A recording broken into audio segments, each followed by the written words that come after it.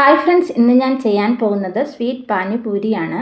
പൂരി തയ്യാറാക്കാനായിട്ട് ഞാനിപ്പോൾ 1 കപ്പ് വറുക്കാത്ത റവയാണ് എടുത്തിട്ടുള്ളത്. കുറച്ച് ഉപ്പ് ഇട്ട് കൊടുക്കാം. 2 സ്പൂൺ മൈദ ചേർത്ത് കൊടുക്കണം. പിന്നീട് നമുക്ക് ചേർത്ത് കൊടുക്കേണ്ടത് 1 നുള്ള് ബേക്കിംഗ് സോഡയാണ്.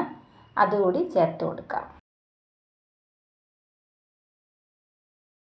ഇനി എല്ലാം കൂടി ഒന്ന് ഇളക്കി യോജിപ്പിച്ച ശേഷം കുറച്ചായിട്ട് വെള്ളം ഒഴിച്ച് നമുക്ക് കുഴച്ച് മാവ് തയ്യാറാക്കി എടുക്കണം.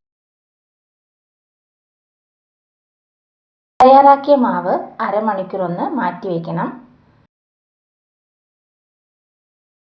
ശേഷം നമുക്ക് മാവ് പരത്തിയെടുക്കണം.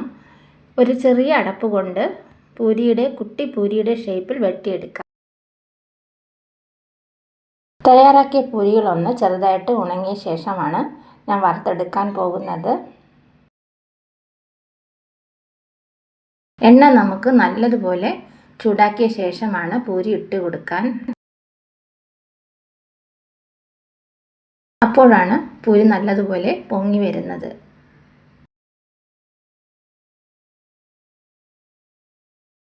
അങ്ങനെ നമ്മൾ തയ്യാറാക്കി വെച്ചിരിക്കുന്ന എല്ലാ പൂരികളും ഒന്ന് വറുത്തെടുത്ത് മാറ്റി വയ്ക്കാം.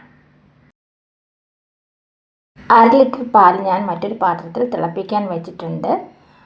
അതിനോടൊപ്പം ഞാൻ ചേർക്കാൻ പോകുന്നത് ബാദാം ഡ്രിങ്ക് മിക്സ് ആണ്. അതിൻ്റെ ഒരു ചെറിയ പാക്കറ്റ് നമുക്ക് പൊട്ടിച്ച് ഇട്ട് കൊടുക്കാം.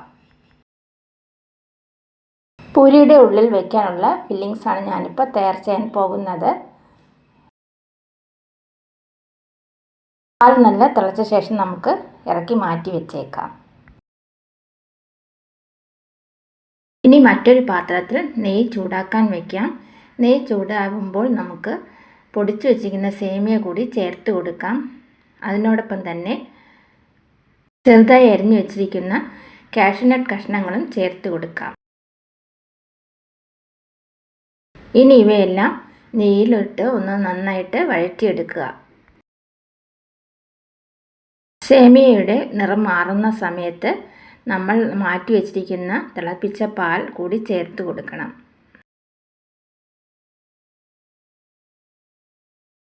പാലും സേമിയയും എല്ലാം കൂടി ഇളക്കി വീണ്ടും യോജിപ്പിക്കുക.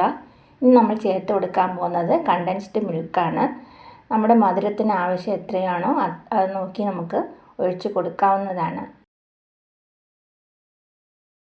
ഇനി വീണ്ടും എല്ലാം കൂടി ഒന്നും കൂടി ഇളക്കി യോജിപ്പിക്കുക. തണുക്കുമ്പോൾ ഇത് കട്ടിയായിട്ടുണ്ടാവും. ഇപ്പോൾ നമ്മുടെ സേമിയ ഫില്ലിങ്സ് റെഡി ആയിട്ടുണ്ട്.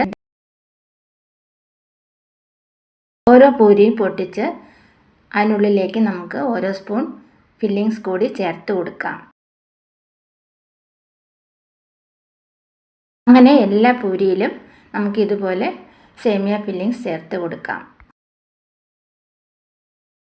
ഇത് വളരെ ടേസ്റ്റി ആയിട്ടുള്ള ഒരു സ്വീറ്റ് പാനിപൂരി റെസിപ്പിയാണ്. എല്ലാവരും ഒന്ന് ട്രൈ ചെയ്ത് നോക്കുക. വീഡിയോ ഇഷ്ടമായ ലൈക്ക്, ഷെയർ ആൻഡ് സബ്സ്ക്രൈബ് ചെയ്യുക. അതുപോലെ നിങ്ങളുടെ കമൻറ്റ്സ് എന്നെ അറിയിക്കുക.